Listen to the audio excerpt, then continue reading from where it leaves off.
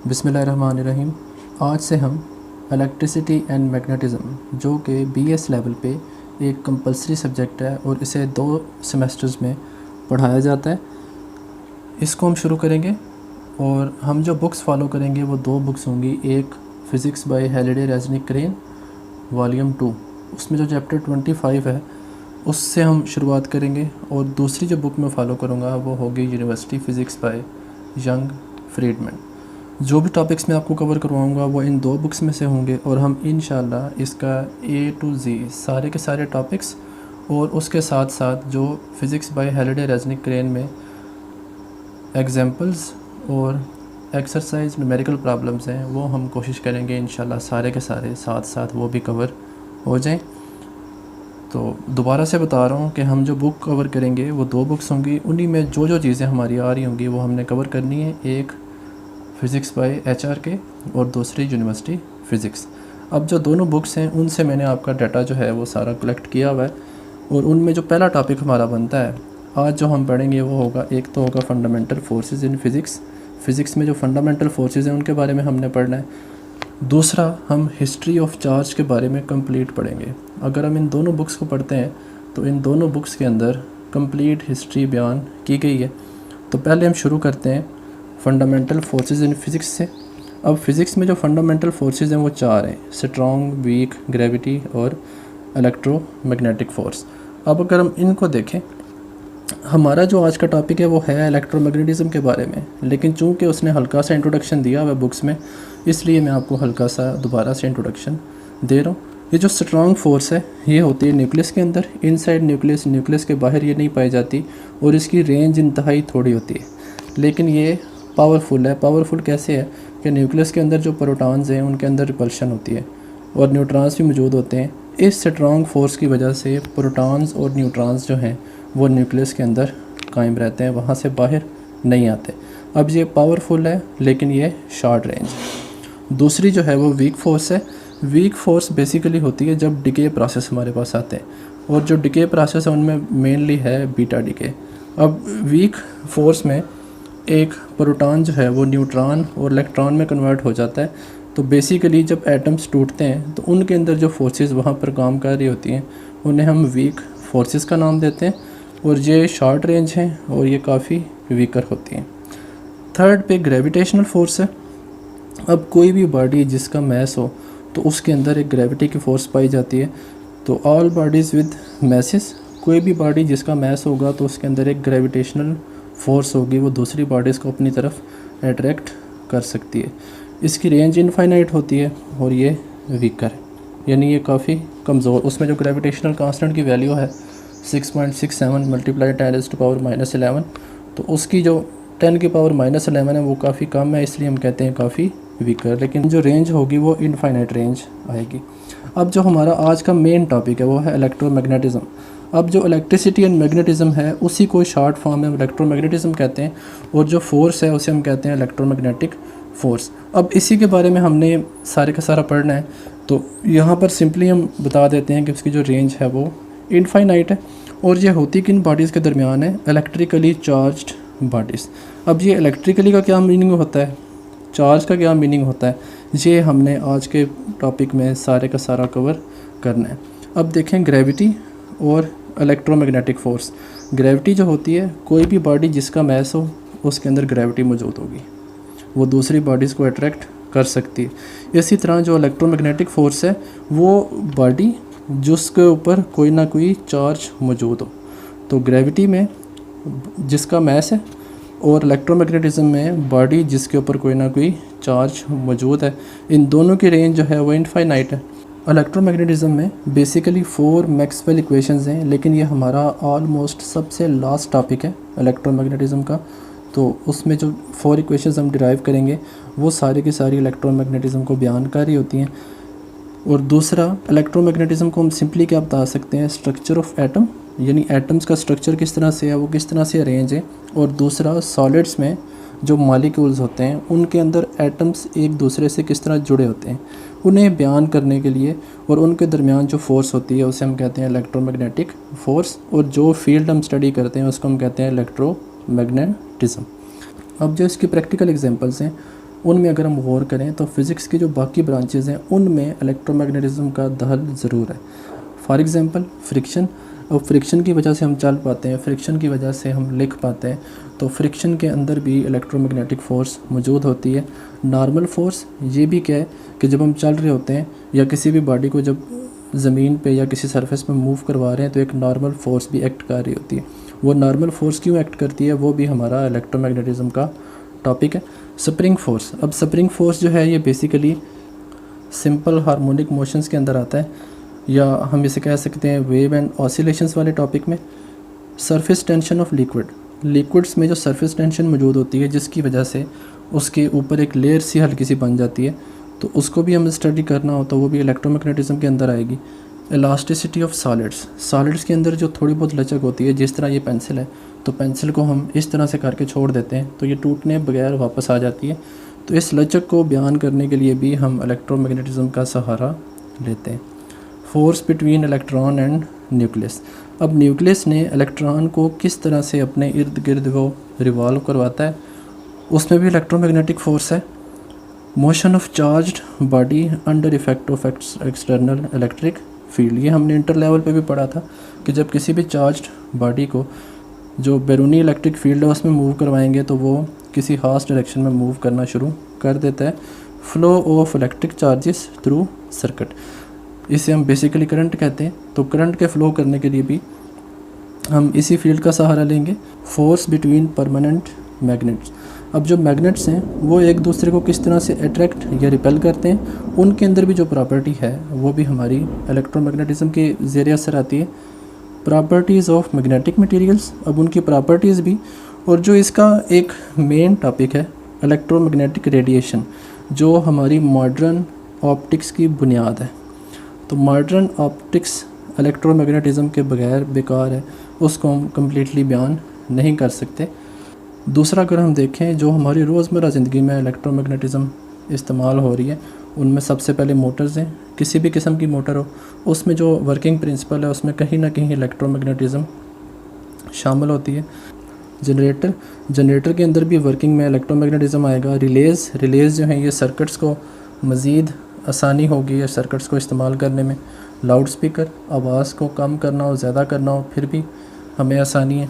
Hard disk, इसमें हम data storage करते हैं, तो डाटा स्टोरेज के अंदर MRI मशीन्स ये हॉस्पिटल्स वगैरह में यूज़ होती है। साइंटिफिक इंस्ट्रूमेंट्स भी हैं, रिमोट कंट्रोल ऑफ टीवी भी है। अब टीवी का जो रिमोट कंट्रोल है, हम टीवी के वो रिमोट को प्रेस करते हैं तो रिमोट का जो बटन है वहाँ से लेके टीवी तक वो जो लाइट फ़्लो कर रही होती है वो भी इलेक्ट्रोमैग्नेटिज़म के रूल्स के अंदर आएगी। फिर रेडियो है, टीवी है, रेडार जिसमें हमने डॉपलर इफ़ेक्ट पढ़ा हुआ है वो भी आएगा।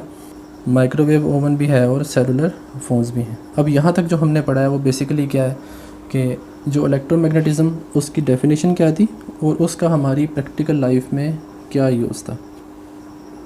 अब आज का जो हमारा मेन टॉपिक है वो है हिस्ट्री ऑफ चार्ज में 600 साल कबल मसीह एक ग्रीक फ़िलासफ़र था थेल्स ऑफ माइलेटस, उसने इलेक्ट्रो वर्ड यूज़ किया था। अब ग्रीक लैंग्वेज में इलेक्ट्रो यूज़ करते हैं एम्बर के लिए। अब उसने क्यों यूज़ किया, उसने एक एक्सपेरिमेंट किया जिसमें अ पीस ऑफ एम्बर जो कि एक मिनरल है, रब्ड विद फॉर कहते हैं ऊन को, उसने एम्बर के साथ ऊन को रब किया। रब करने से क्या होता है, after rubbing amber can attract small pieces of feathers and dust.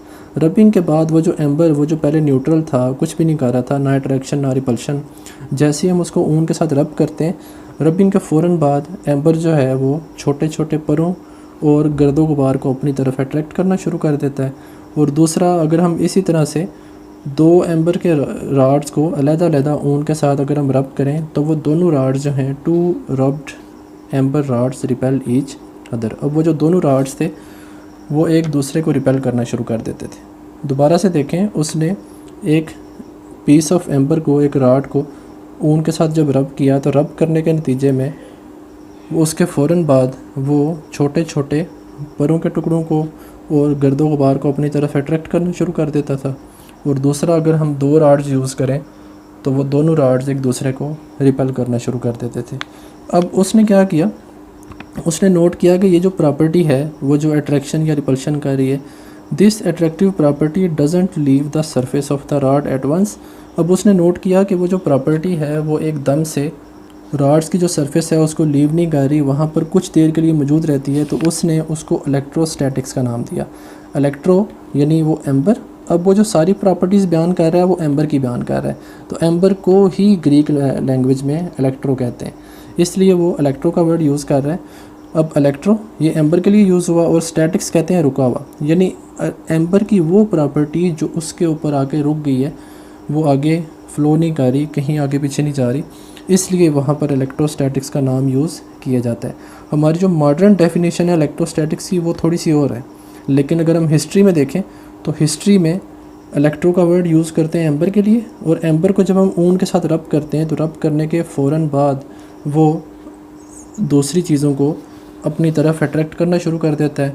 उसकी जो प्रॉपर्टी है वो थोड़ी देर तक उसमें कायम रहती है, इसलिए हम कहते हैं कि उसको इलेक्ट्रोस्टैटिक्स का नाम देते हैं, और इस प्रॉपर्टी को स्टैटिक या स्टेशनरी प्रॉपर्टी का नाम भी दिया जाता है। स्टैटिक भी कहते हैं रुकी हुई, स्टेशनरी भी कहते हैं रुकी हुई। तो वो प्रॉपर्टी जो रबिंग के बाद उस एम्बर के रॉड में आके थोड़ी देर के लिए रुक जाती है, this attractive property is called electric और इलेक्ट्रिक प्रॉपर्टी। अब वो जो इलेक्ट्रिक था जिसे एम्बर का नाम दिया गया था, तो उस फ़िलासफ़र ने इस प्रॉपर्टी को एम्बर की ही प्रॉपर्टी का नाम दिया। अब एम्बर जो है वो ग्रीक लैंग्वेज में कहते हैं इलेक्ट्रो को, तो उसने इलेक्ट्रो प्रॉपर्टी या इलेक्ट्रिक प्रॉपर्टी का नाम उसको दे दिया है। अब इसी चीज़ को हम जो हमारी मॉडर्न साइंस है, आफ्टर रबिंग के बाद material acquires the net electric charge, material में एक इलेक्ट्रिक चार्ज आ जाता है और हैज़ बिकम चार्ज, यानी उस पर कोई ना कोई चार्ज मौजूद हो गया है। ये जो दो लाइंस हैं ये तो हम मॉडर्न यूज़ करते हैं, लेकिन जो असल एक्सपेरिमेंट था वो ये ऊपर वाला था। उसने एम्बर जिसे इलेक्ट्रो का नाम दिया जाता है, उसी को नोट किया, तो उसने वो जो एम्बर की प्रॉपर्टी थी उसी को इलेक्ट्रो का नाम दे दिया। वहीं से निकला इलेक्ट्रिक प्रॉपर्टी, इलेक्ट्रोस्टैटिक्स, ये सारे के सारे नाम वहीं से निकले। अब जो हिस्टोरिकल एक्सपेरिमेंट्स जो इन बुक्स में बयान किए गए उनकी बात करते हैं। तो एक्सपेरिमेंट्स हमने 3 तरह के पढ़ने। फर्स्ट है rubbing of plastic rod with फुर। अब प्लास्टिक है, ये भी इंसुलेटर है, तो प्लास्टिक रॉड को जब हम फुर के साथ यानी ऊन के साथ रगड़ते हैं तब क्या होगा। सेकंड होगा rubbing of glass rod with silk. Silk रेशम को कहते हैं, तो जब ग्लास के रॉड को रेशम के साथ रब करेंगे तब उसका रिज़ल्ट क्या आएगा। और थर्ड जो है वो हमारा मोस्ट फेमस है, जब हम एक कंघी को बालों में फेरते हैं तो उसकी वजह से जो उसमें इफ़ेक्ट आता है।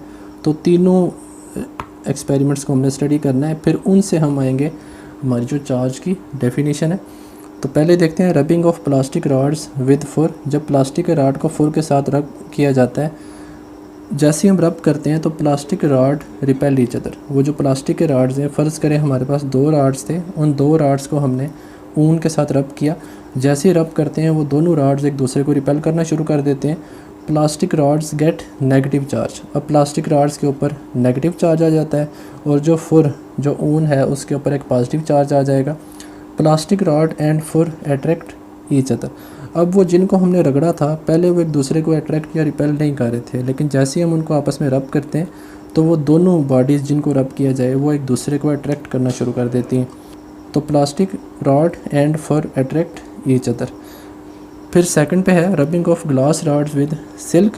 जब हम ग्लास के रॉड को सिल्क के साथ रब करते हैं तो जैसे ऊपर हुआ था glass rods repel each other. अगर हम 2 ग्लास रॉड्स यूज़ कर रहे हैं तो वो दोनों एक दूसरे को रिपेल करना शुरू कर देंगे, लेकिन यहाँ पे फ़र्क क्या आएगा। ऊपर वाला जो एक्सपेरिमेंट है plastic rods get negative charge, यहाँ पे क्या होगा glass rods gate positive charge, और जो सिल्क है वो हो जाएगा नेगेटिव चार्ज। और इसी तरह से जब हम ग्लास के रॉड को और सिल्क को आपस में रब करेंगे तो glass rod and silk attract each other. अब जो दोनों एक्सपेरिमेंट्स, दोनों में कॉमन चीज़ें क्या थी। दोनों बॉडीज़ जिन्हें ऊन के साथ रब किया गया वो एक दूसरे को रिपेल करना शुरू कर देती हैं। फिर ग्लास रॉड्स वो भी एक दूसरे को रिपेल करना शुरू कर देते हैं। प्लास्टिक रॉड के ऊपर नेगेटिव चार्ज आ जाता है, जबकि ग्लास रॉड्स के ऊपर पॉजिटिव चार्ज आ जाएगा। और जिन जिन बॉडीज़ को आपस में रब किया जाता है वो एक दूसरे को अट्रैक्ट करना शुरू कर देती हैं।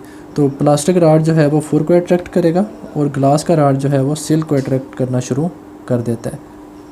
और मज़ीद ये नोट किया गया कि ये जो फुर और सिल्क थे जिनसे हमने बॉडीज़ को रब किया है, ये जिन बॉडीज़ को रब करते हैं उन्हें अट्रैक्ट करना शुरू कर देते हैं, और वो जो चार्ज प्लास्टिक राड था जिसके ऊपर नेगेटिव चार्ज आ जाता है, अट्रैक्ट्स चार्ज ग्लास राड, वो ग्लास राड जिसके ऊपर पॉजिटिव चार्ज आ जाएगा वो एक दूसरे को भी अट्रैक्ट करना शुरू कर देंगे।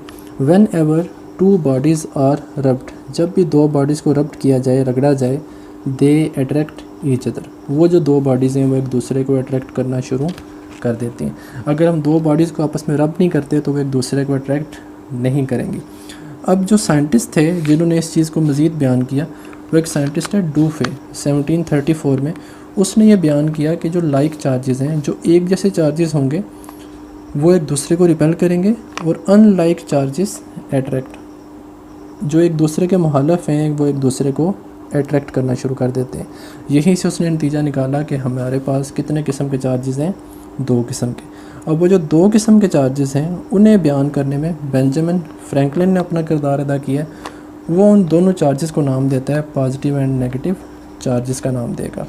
अब उसने क्या बयान किया, उसने कहा कि जब हम प्लास्टिक राड को फुर के साथ रगड़ते हैं तो प्लास्टिक राड्स के ऊपर नेगेटिव चार्ज आ जाएगा, एक किस्म के चार्ज को हम नेगेटिव का नाम देते हैं। और दूसरा जो ग्लास का राड है, जो सेकंड एक्सपेरिमेंट था, ग्लास राड को जब हम सिल के साथ रब करते हैं उसकी वजह से ग्लास राड्स के ऊपर पॉजिटिव चार्ज आ जाता है। तो उसने एक किस्म के चार्ज को पॉजिटिव का और दूसरे किस्म के चार्ज को नेगेटिव चार्ज का नाम दे दिया। यहाँ तक हमने ये नोट किया कि जब भी दो बॉडीज़ को हम आपस में रब करते हैं तो जिन दो बॉडीज़ को रब करेंगे वो एक दूसरे को अट्रैक्ट करना शुरू कर देंगी। और उसके अलावा हमने ये देखा कि रब करने के बाद 2 तरह के चार्जेस पैदा होते हैं। जो एक जैसे चार्जेस होंगे वो एक दूसरे को रिपेल करना शुरू कर देंगे और जो अपोजिट होंगे वो एक दूसरे को अट्रैक्ट करना शुरू कर देते हैं। बेंजामिन फ्रैंकलिन ने उन्हें पॉजिटिव और नेगेटिव चार्जेस का नाम दे दिया। अब जो मोस्ट फेमस एक्सपेरिमेंट है जिसमें प्लास्टिक कम और हेयर यूज़ होते हैं, जब हम कंघी को बालों में फेरते हैं तो उसके अंदर एक प्रॉपर्टी आ जाती है जिसकी वजह से वो कागज़ के छोटे छोटे टुकड़ों को खींचना अपनी तरफ शुरू कर देती है। अब यहाँ पर वो बात करता है कि आफ्टर रबिंग, जब हम कंघी को बालों में फेरते हैं तो हम उसको रब कर रहे होते हैं। Plastic comb exerts an attractive force on individual strands of hair for a while. उसके थोड़ी देर के बाद जब हम कंघी को दोबारा बेशक बालों के पास लेके जाएं या कागज़ के छोटे टुकड़ों के पास लेके जाएं, वो उन्हें थोड़ी थोड़ी देर के लिए अपनी तरफ खींचना शुरू कर देती है और वो जो कागज़ के टुकड़े हैं या जो बाल हैं वो उसकी तरफ अट्रैक्ट होना शुरू हो जाते हैं। यहाँ से हम ये नतीजा निकालते हैं कि रबिंग की वजह से एक कोई फ़िज़िकल एंटिटी है वो बालों से कंघी के अंदर शिफ्ट हो जाती है और वो कंघी में थोड़ी देर के लिए मौजूद रहती है। थोड़ी देर के लिए मौजूद रहने के बाद वो वहाँ से ख़त्म हो जाएगी। अब वो जो फ़िज़िकल एंटिटी है जिसकी वजह से कंघी मज़ीद चीज़ों को, बालों को या कागज़ के छोटे छोटे टुकड़ों को अपनी तरफ खींचना शुरू कर देती है, उस प्रॉपर्टी को हम नाम देते हैं चार्ज का।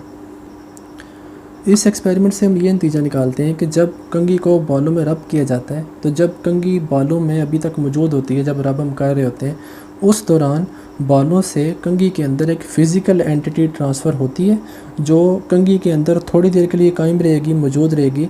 अगर हम उसी टाइम दोबारा कंघी को बालों के पास लेके आते हैं तो बालों को अपनी तरफ खींचना शुरू कर देती है। या उसी कंघी को जब कागज़ के छोटे छोटे टुकड़ों के पास लेके जाएंगे तो उन्हें थोड़ी देर के लिए वो अपनी साथ खींचती रहती है और कुछ देर के बाद वो फ़िज़िकल एंटिटी जो है वो जो ट्रांसफ़र हुई थी तो वो दोबारा से न्यूट्रलाइज हो जाती है। न्यूट्रलाइज से मुराद है यानी कि उसकी वो जो खासियत है वो थोड़ी देर के लिए ख़त्म हो जाएगी।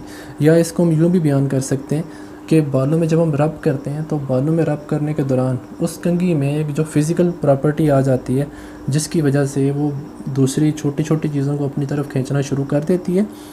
अगर हम उसी कंघी को दोबारा किसी बॉडी के पास लेके जाते हैं या बालों के पास लेके आते हैं तो वो जो चीज़ बालों से कंघी में ट्रांसफ़र हुई थी वो दोबारा कंघी से बालों में ट्रांसफ़र हो जाती है और कंघी जो है वो न्यूट्रलाइज हो जाती है। दोनों तरीक़ों से हम बयान कर सकते हैं। अब वो जो फ़िज़िकल क्वांटिटी है is today known as charge, वो जो फ़िज़िकल प्रॉपर्टी उसमें थी जिसकी वजह से अट्रैक्शन या रिपल्शन आ रही थी, इसी प्रॉपर्टी को हम चार्ज का नाम देते हैं। और आज जो हम उसको डिफ़ाइन करते हैं transfer on the basis of electrons, electrons की बेस पे जो ट्रांसफ़र हो रहा होता है इलेक्ट्रॉन्स को ही हम चार्ज का नाम देते हैं। We conclude that due to rubbing की वजह से अट्रैक्शन हैपन्स, अट्रैक्शन होती है due to a physical entity being transferred from one to the other, जो एक बॉडी से दूसरी बॉडी की तरफ जाना शुरू कर देती है। व्हेन दे आर टुगेदर, जब उन्हें इकट्ठा किया जाता है, यानी जब बालों में कंघी को फेरा जाता है। द सेम फिज़िकल एंटिटी, वही जो फिज़िकल एंटिटी थी, बीइंग ट्रांसफर्ड बैक अगेन, वो दोबारा वापस चली जाती है टू न्यूट्रलाइज अट्रैक्शन। जब हम उसे कागज़ के छोटे टुकड़ों के पास या बालों के पास लेके आते हैं तो दोबारा अट्रैक्शन होना शुरू हो जाती है। उस अट्रैक्शन में वो जो फिज़िकल एंटिटी एक ट्रांसफ़र हुई थी वो दोबारा वापस आना शुरू हो जाती है। उसी फिज़िकल एंटिटी को चार्ज का नाम दिया जाता है। अब ये जो बुक्स हम फॉलो कर रहे हैं, इन्हीं बुक्स में जो छोटे छोटे क्वेश्चंस हमारे बन जाते हैं। Result of rubbing two objects, जब हम दो बॉडीज़ को आपस में रब कर रहे होते हैं तो उसका रिज़ल्ट क्या आएगा? We always have two kinds of charged bodies which can exert force on each other. जब भी हम दो बॉडीज़ को आपस में रब करते हैं तो वो एक दूसरे के ऊपर फोर्स लगाना शुरू कर देती हैं। और वो कितने टाइप्स हैं? वो सिर्फ़ और सिर्फ दो, एक वाली होंगी पॉजिटिव और दूसरी वाली होंगी नेगेटिव। सेकंड है रबिंग इफ़ेक्ट इलेक्ट्रिकल न्यूट्रलिटी, जब हम बॉडीज़ को आपस में रब करते हैं तो क्या इलेक्ट्रिकल न्यूट्रलिटी पे प्लस माइनस पे फ़र्क पड़ता है कि नहीं पड़ता? अब ये याद रखें कि जब भी हम बॉडीज़ को रब करते हैं तो रब करने से सिर्फ उसके जो थोड़े से एटम्स होते हैं, थोड़े से इलेक्ट्रॉन्स होते हैं, उनका ट्रांसफ़र होता है। वो जो सारी की सारी बॉडी है वो एक उसमें से इलेक्ट्रॉन्स फ्लो दूसरी बॉडी में नहीं करते।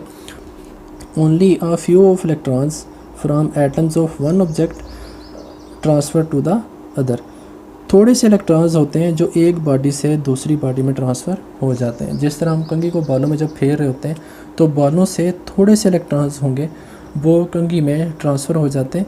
तो अगर यहाँ पर हम ये नहीं कहते कि हमारे बालों के सारे इलेक्ट्रॉन्स जो हैं वो उठ के वहाँ से कंघी में शिफ्ट हो गए, तो हम किसी भी बॉडी को जब दूसरी बॉडी से रब करते हैं तो रबिंग के दौरान बिल्कुल थोड़े से इलेक्ट्रॉन्स होते हैं वो एक बॉडी से दूसरी बॉडी में शिफ्ट होते हैं।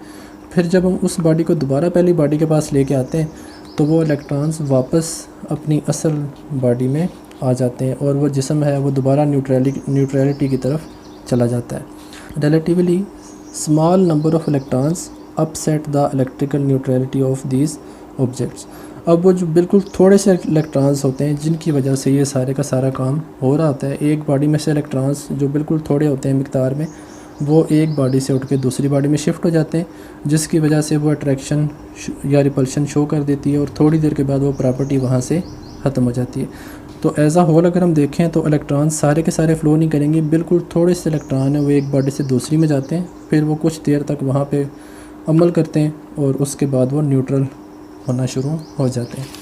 थर्ड है do like charges mean identical. अब लाइक चार्जेस यानी फ़र्ज़ करें दो राड्स हैं वो दोनों के ऊपर पॉजिटिव चार्जेस हैं, क्या उनका मतलब है कि वो आइडेंटिकल बॉडीज़ हैं?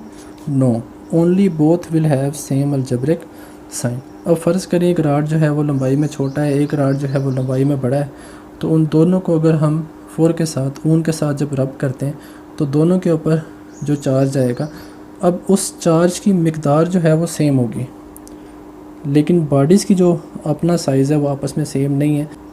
तो रब करने से जो दोनों के ऊपर साइन आएगा पॉजिटिव का या नेगेटिव का, हमने सिर्फ उस अलजेब्रिक साइन की बात करनी है, हमने बॉडीज़ के साइन की बात नहीं करनी। बॉडीज़ छोटी हों बड़ी हों, एक दूसरे से मैच करें या ना करें, उनसे हमारा कंसर्न नहीं है। तो लाइक चार्जेस का हरगिज़ ये मतलब नहीं होगा कि बॉडीज़ जो हैं वो एक दूसरे के साथ एक जैसी हैं। एक बॉडी पर चार्ज थोड़ा हो सकता है, दूसरी पे चार्ज ज़्यादा हो सकता है, तो हम सिर्फ अलजेब्रिक साइन की बात करते हैं, प्लस चार्ज या नेगेटिव चार्ज। फिर जब हम चार्ज के यूनिट की बात करेंगे तो चार्ज को हम क्यू के साथ लिखते होते हैं। चार्ज बेसिकली एक स्केलर क्वांटिटी है, इसकी डायरेक्शन कोई नहीं होती और ये पॉजिटिव और नेगेटिव ये दोनों तरह का हो सकता है, measured in terms of coulomb. इसके लिए जो हम यूनिट यूज़ करते हैं वो कूलम यूज़ करते हैं और कूलम जो है ये चार्ज का काफ़ी बड़ा यूनिट है। 6 × 10⁻18 इलेक्ट्रॉन्स जो हैं वो मिलकर एक कूलम ऑफ चार्ज बनाते हैं, यानी इतने इलेक्ट्रॉन्स हों तब जाके हमारा एक कूलम ऑफ चार्ज आएगा। अगर हम मेजरमेंट ऑफ कूलम की बात करें तो मेजरमेंट ऑफ कूलम में ये जो हम आज टॉपिक पढ़ रहे हैं जिसका बेसिकली चार्ज से मुतल्लक है, तो यहाँ पर दो ब्रांचेस आती हैं। एक ब्रांचेस है इलेक्ट्रोस्टैटिक्स और दूसरी होती है इलेक्ट्रोडायनामिक्स। स्टैटिक्स कहते हैं रुका हुआ, डायनामिक्स कहते हैं हरकत करता हुआ। तो चार्ज जब रुका हुआ हो जो हम बेसिकली इलेक्ट्रोस्टैटिक्स का नाम देते हैं, उसमें अगर फ़र्ज़ करें दो चार्ज्ड बॉडीज़ के दरमियान फोर्स है वो 1 न्यूटन है और डिस्टेंस उनके दरमियान स्टैंडर्ड है 1 मीटर, और स्टैटिक चार्जेस हैं यानी वो हरकत नहीं कर रहे, तो उनको मेजर करना कि उनके दरमियान कितनी फोर्सेस हैं, कितने नंबर ऑफ़ चार्जेस हैं, कितना उसका यूनिट आ रहा है कूलम, वो काफ़ी डिफ़िकल्ट है, वो आसानी से मेजर नहीं किया जा सकता। अब उसको हम कैसे चेंज करते हैं? In case of magnetic force, या इसको सिंपली ये समझ लें कि जब किसी भी वायर में से करंट फ़्लो कर रहा होता है, तो करंट जब फ़्लो कर रहा होगा हम उसकी टर्म्स में इसको चार्ज को डिफ़ाइन करते हैं। और डिफ़ाइन कैसे करते हैं? Current equals to charge over time, कितने टाइम में कितने चार्जेस किसी भी वायर में से फ़्लो कर रहे हैं, करंट कैरिंग वायर्स। तो हम इलेक्ट्रोस्टैटिक्स के ज़रिए उसको बयान नहीं करते, हम इलेक्ट्रोडायनामिक्स जो सेकंड केस है हमारा जिसमें चार्ज फ़्लो कर रहा होता है, उसमें हम इसको डिफ़ाइन करते हैं, और डिफ़ाइन करते हैं करंट और टाइम की फॉर्म में। Charge has derived unit coulomb derived from current and time base units. अब जो करंट है और टाइम है ये दोनों बेस यूनिट्स हैं, उन दोनों के कम्बिनेशन की वजह से हम चार्ज को डिफ़ाइन करते हैं, तो चार्ज हमारा आएगा डिराइव्ड यूनिट। यहाँ तक हमने बात की फंडामेंटल फोर्सेस ऑफ फिज़िक्स की, और उसके बाद हमने देखा हिस्ट्री ऑफ चार्ज कि चार्ज का वर्ड कहाँ से यूज़ हुआ, उसके बारे में क्या क्या एक्सपेरिमेंट्स हुए। अब आखिरी बात करते हैं charge and structure of matter, कि चार्ज का मैटर के स्ट्रक्चर के साथ क्या ताल्लुक़ है। अब यहाँ पर जो कुछ पॉइंट्स हैं जो मैंने यूनिवर्सिटी फ़िज़िक्स की बुक से लिए हुए हैं, charging an object by rubbing has no effect on physical appearance of the object. जब हम किसी बॉडी को दूसरी बॉडी के साथ रब करते हैं तो उस बॉडी के ऊपर जो चार्ज आ जाता है, इस प्रोसेस को हम कहते हैं चार्जिंग। तो चार्जिंग का जो प्रोसेस है जिसमें अगर हम एक बॉडी को दूसरी बॉडी के साथ रब करते हैं तो उसकी फ़िज़िकल अपीयरेंस यानी जो बॉडी हमें नज़र आ रही होती है उसके ऊपर कोई भी इफ़ेक्ट नहीं होगा। अगर हमने इफ़ेक्ट को देखना है, for charging effect we must consider structure and electrical properties of atoms. हम डीपली देखेंगे कि उसमें जो एटम्स हैं वो किस तरह से अरेंज हैं, उनके ऊपर क्या क्या इफ़ेक्ट आएगा। अब स्ट्रक्चर ऑफ ऑर्डिनरी मैटर, जो नॉर्मल मैटर है उसके 3 पार्टिकल्स हैं। एक है इलेक्ट्रॉन नेगेटिवली चार्ज्ड ऑब्जेक्ट, दूसरा प्रोटॉन है जिस पे पॉजिटिव चार्ज होता है, और तीसरा है न्यूट्रॉन जो अनचार्ज्ड है जिसके ऊपर कोई भी चार्ज नहीं है, या इसको हम कहते हैं चार्ज इक्वल टू 0। अब इनमें अगर हम देखें तो प्रोटॉन और न्यूट्रॉन जो हैं वो कम्बिनेशन होते हैं क्वार्क से, यानी वो क्वार्क से मिलकर बने होते हैं, और क्वार्क से ऊपर जो चार्ज होता है वो +-1/3 चार्ज ऑन इलेक्ट्रॉन या +-2/3 चार्ज ऑफ इलेक्ट्रॉन के इक्वल होता है। और आइसोलेटेड क्वार्क्स जो हैं वो अवेलेबल नहीं है। आइसोलेटेड से क्या मुराद है? क्वार्क्स का जो कम्बिनेशन है उनके ज़रिए 3 क्वार्क्स मिलकर प्रोटॉन और न्यूट्रॉन बना रहे होते हैं। अगर हम इन क्वार्क्स को अलहदा करने की कोशिश करें, अगर फॉर एग्ज़ाम्पल हम उन्हें r डिस्टेंस से अलहदा करने की कोशिश करते हैं, तो अगर हम r के डिस्टेंस से उनको अलहदा करें तो उनके दरमियान जो अट्रैक्टिव फोर्सेस होती हैं वो r³ के साथ बढ़ना शुरू हो जाती हैं, तो इन्हें अभी तक अलहदा नहीं किया जा सका। तो आइसोलेटेड क्वार्क्स यानी अलहदा क्वार्क्स जो हैं वो दस्तयाब नहीं हैं, वो हमेशा 2 या 3 के कम्बिनेशन में मौजूद होते हैं। अब अगर हम देखें तो प्रोटॉन और न्यूट्रॉन ये दोनों मिलके बनाते हैं न्यूक्लियस, ये बात हम सब जानते हैं। और उसकी जो कोर है यानी न्यूक्लियस जो है वो काफ़ी डेंस होता है, और उसकी जो डायमेंशंस हैं यानी उसका जो साइज़ है वो है 10⁻⁻15 मीटर, यानी इंतहाई थोड़ा है। जो इलेक्ट्रॉन है वो न्यूक्लियस के गिर्द चक्कर काट रहा होता है, सराउंडिंग न्यूक्लियस उसके गिर्द रिवॉल्व कर रहा होता है। जो उसकी डायमेंशंस हैं, जो उसका रेडियस है वो है 10⁻10 मीटर। अब जो न्यूक्लियस है वो उसकी डायमेंशंस थोड़ी हैं, जो इलेक्ट्रॉन है उसकी जो डायमेंशंस हैं, जो लेंथ उसकी बन रही होती है रेडियस की, वो न्यूक्लियस से थोड़ी सी ज़्यादा है। अब जो प्रोटॉन और इलेक्ट्रॉन होते हैं, अब प्रोटॉन जो है वो न्यूक्लियस के अंदर है, इलेक्ट्रॉन जो है वो न्यूक्लियस के बाहर रिवॉल्व कर रहा होता है। अब प्रोटॉन के ऊपर पॉजिटिव चार्ज, इलेक्ट्रॉन के ऊपर नेगेटिव चार्ज, तो वो जो इलेक्ट्रॉन उसके गिर्द मूव कर रहा है वो किसकी वजह से मूव कर रहा है? वो इलेक्ट्रिक फोर्स की वजह से मूव करेगा।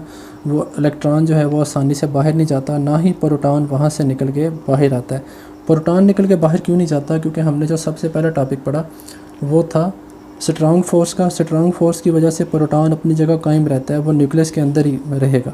जो इलेक्ट्रॉन है वो न्यूक्लियस के बाहर सर्कुलर फॉर्म में आलमोस्ट मूव कर रहा होता है, तो वो किस वजह से अपने एटम को छोड़ के नहीं जाता? क्योंकि अट्रैक्टिव फोर्स जो है वहाँ पर मौजूद होती है प्रोटॉन और इलेक्ट्रॉन के दरमियान। Strong nuclear force between protons inside the nucleus. अब जो न्यूक्लियस है उसमें मैंने आपको अभी थोड़ी देर पहले बताया कि उसमें प्रोटॉन्स के दरमियान एक स्ट्रॉन्ग न्यूक्लियर फोर्स मौजूद होती है। उसकी रेंज सिर्फ़ और सिर्फ न्यूक्लियस के अंदर है, लेकिन वो प्रोटॉन्स को और न्यूट्रॉन्स को न्यूक्लियस के अंदर ही रखता है, वो बाहर आने नहीं देता। अगर हम मैसेज की बात करें तो मैसेज में प्रोटॉन और न्यूट्रॉन का जो मैस है वो ऑलमोस्ट सेम है, जबकि इलेक्ट्रॉन का जो मैस है वो उनसे काफ़ी थोड़ा है। तो हम यहाँ से ये नतीजा निकालते हैं, mass of proton almost equals to mass of neutron, और दूसरा मैस ऑफ प्रोटॉन या मैस ऑफ न्यूट्रॉन वो कितने टाइम्स ग्रेटर होते हैं, 2000 times greater than mass of electron. यानी जो मैस ऑफ इलेक्ट्रॉन है वो उनके मुकाबले में ना होने के बराबर है। यहाँ से हम ये नतीजा निकालते हैं कि किसी भी एटम का, अब एटम में 3 चीज़ें आ रही होती हैं, इलेक्ट्रॉन, प्रोटॉन, न्यूट्रॉन। तो न्यूक्लियस में जो प्रोटॉन है और न्यूट्रॉन है जो दोनों इलेक्ट्रॉन से बड़े होते हैं, तो 99.9% of mass of atom is concentrated in its nucleus. कि इतना जो मैस है वो उसके न्यूक्लियस के अंदर मौजूद होता है, और वो जो इलेक्ट्रॉन है उसका मैस ना होने के बराबर है। तो हम मैस की जब बात करेंगे हम बात करेंगे न्यूक्लियस का कितना मैस आ रहा है, इलेक्ट्रॉनिक मैस की हम बात नहीं करते।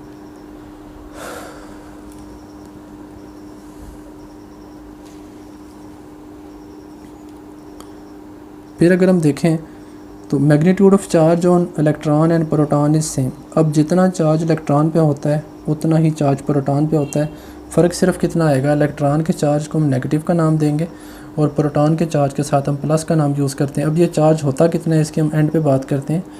फॉर न्यूट्रल एटम, कोई भी एटम जो न्यूट्रल हो उसका मतलब क्या होगा, net electric charge is zero. Net electric यानी कि जो फाइनल चार्ज आ रहा हो वो ज़ीरो आएगा ऑलवेज, हमेशा।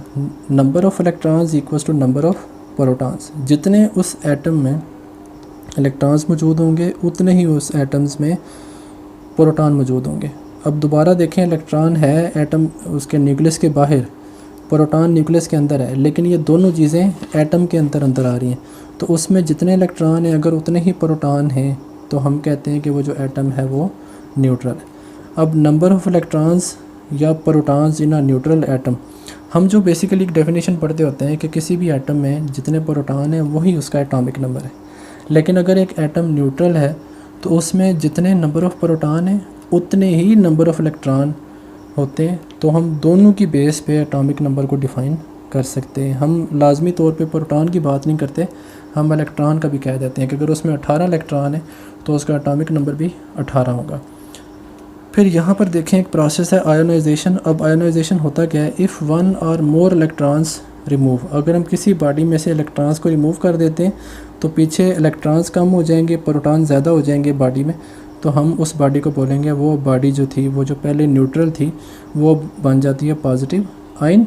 इसी तरह अगर एक या एक से ज़्यादा इलेक्ट्रॉन्स किसी बॉडी को हम दे देते हैं तो हम उस बॉडी में इलेक्ट्रॉन्स का इजाफा कर रहे हैं, प्रोटॉन उसमें कम हो जाते हैं, तो हम उसे कहते हैं नेगेटिव आयन।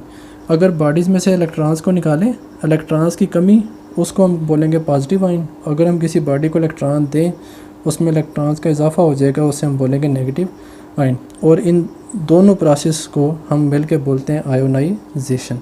आयोनाइजेशन बेसिकली क्या है, इलेक्ट्रॉन्स किसी बॉडी में से निकालना या किसी बॉडी को प्रोवाइड करना आयोनाइजेशन कहलाता है। और लास्ट पे अगर हम देखें फॉर माइक्रोस्कोपिक ऑब्जेक्ट, माइक्रोस्कोपिक यानी कि जो नॉर्मल लाइफ में जो रियल लाइफ बॉडीज़ होती हैं उन ऑब्जेक्ट्स की अगर हम बात करें, अगर उन ऑब्जेक्ट्स में number of electron equals to number of proton, अगर उसमें इलेक्ट्रॉन और प्रोटॉन की जो तादाद है वो सेम है तो हम कहते हैं इलेक्ट्रिकली न्यूट्रल बॉडी, यानी उसमें न्यूट्रलिटी है, कोई भी प्लस माइनस कमी बेशी नहीं है। To make it negative charge body, अगर हमने उस बॉडी को नेगेटिवली चार्ज करना हो तो हम या तो उसमें से इलेक्ट्रॉन का इजाफा करते हैं या हम उसमें से प्रोटॉन्स को निकाल लेते हैं। अगर हम इलेक्ट्रॉन को बढ़ाएं या प्रोटॉन को निकालें, दोनों केसेस में बॉडी के ऊपर नेगेटिव चार्ज आ जाएगा। इसी तरह अगर हमने किसी बॉडी को पॉजिटिवली चार्ज करना हो तो पॉजिटिवली चार्ज करने के लिए हम या तो इलेक्ट्रॉन्स को कम कर देंगे या प्रोटॉन्स को बढ़ा देते हैं। जब हम इलेक्ट्रॉन्स को निकालेंगे तो ऑटोमेटिक वहाँ पे पॉजिटिव वो जो प्रोटॉन्स हैं उनका इजाफा हो जाता है, तो बॉडी जो है वो पॉजिटिवली चार्ज बॉडी बन जाती है। और when we speak of charge of a body, जब हम किसी बॉडी के चार्ज की बात करते हैं, we always talk about net charge. Net charge का मतलब क्या है कि जितना चार्ज एंड पे बच गया, हम हमेशा उतने चार्ज की बात करते हैं। और net charge is always very small fraction of total positive negative charge in the body. ये हमने पहले भी बात की कि जब हम दो बॉडीज़ को रब करते हैं तो बिल्कुल थोड़े से नंबर ऑफ़ इलेक्ट्रॉन्स होते हैं जो एक बॉडी से दूसरी बॉडी में ट्रांसफ़र होते हैं। उन्हीं नंबर ऑफ़ इलेक्ट्रॉन्स को हम नेट चार्ज का नाम देते हैं। और वो होते हैं कितने, वो 10-12 से ज़्यादा नहीं होंगे, वो इससे कम ही होते हैं। तो सारे के सारे इलेक्ट्रॉन्स एक बॉडी से मूव नहीं करते, बिल्कुल थोड़े से इलेक्ट्रॉन्स जो हैं वो मूव करते हैं। अब वो जितने इलेक्ट्रॉन्स मूव करते हैं उन्हीं के चार्जेस को हम कहते हैं नेट चार्ज का नाम देते हैं। अब आज का जो लेक्चर है वो हमने किया दो बुक्स में से, एक थी physics by Halliday Resnick Krane और दूसरी थी university physics by Young Freedman. उनमें से हमने देखा कि फंडामेंटल फोर्सेस इन फिज़िक्स कौन सी हैं, उन चार्ज को हमने डिफ़ाइन किया। उसके बाद हमने देखा कि इलेक्ट्रोमैग्नेटिज़म का डेली लाइफ में यूज़ किया है, उसको भी हमने डिफ़ाइन किया। फिर हमने हिस्ट्री ऑफ चार्जेस, उनकी हिस्ट्री को बयान किया कि चार्ज का वर्ड कहाँ से आता है, एक्सपेरिमेंट्स को बयान किया। एंड पे हमने देखा कि जो बॉडीज़ हैं उनका जो एटॉमिक स्ट्रक्चर है वो किस तरह का बना हुआ है, और वहाँ से अगर हम वहाँ जो हम इलेक्ट्रॉन्स का इजाफा या कमी करते हैं उसकी वजह से उसकी इलेक्ट्रिकल न्यूट्रलिटी पे क्या फ़र्क पड़ता है। आज के लेक्चर में इतना ही। नेक्स्ट वीडियो नेक्स्ट टॉपिक के साथ फिर से आपकी खिदमत में हाज़िर होंगे। अल्लाह हाफ़िज़।